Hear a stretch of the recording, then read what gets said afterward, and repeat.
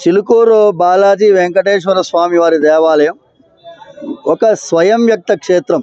అంటే తిరుమల వెంకటేశ్వర స్వామి భూలోకం పైన నేరుగా దిగి వచ్చినటువంటి క్షేత్రము చిలుకూరు బాలాజీ క్షేత్రము.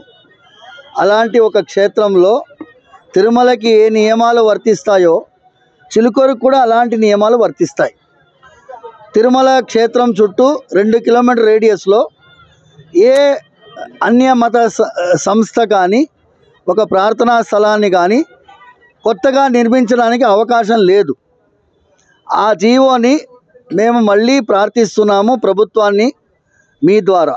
ఎందుకంటే ఇవాళ కొంచెం ఒక విచిత్రమైన సంఘటన జరిగింది.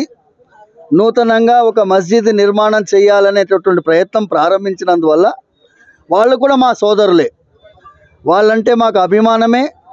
కానీ ఈ దివ్యక్షేత్రముగా ఉండేటటువంటి చిలుకూరు బాలాజీ క్షేత్రానికి ఒక మతర సామరస్యానికి ప్రతీకగా ఉన్నటువంటి చిలుకూరు బాలాజీ క్షేత్రానికి ఇవాళ రోజు మత ఘర్షణలు రాకుండా అందరూ ఐకమత్యంగా జీవించేటట్టుగా ఆ మత పెద్దల్ని కూడా మేము ప్రార్థించేది. ఇక్కడ ఏమైనా కూడా కొత్తగా ఏ మసీదు నిర్మాణం ప్రయత్నం చేయవద్దని మీ ద్వారా ప్రభుత్వానికి అందరినీ ప్రార్థిస్తున్నాము.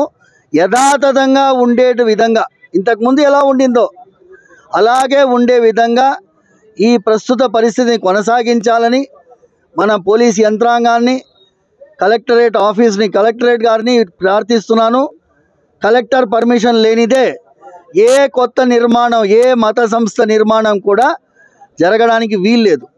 అలాంటిది కలెక్టర్ గారిని కూడా నేను జోక్యం చేసుకోవాలని ప్రార్థిస్తూ, ఏ ప్రయత్నమైనా ప్రారంభించి ఉంటే దాన్ని విరమించుకోవాలని మా సోదరుల్ని విన్నవిస్తున్నాను, ప్రార్థిస్తున్నాను, విజ్ఞాపిస్తున్నాను.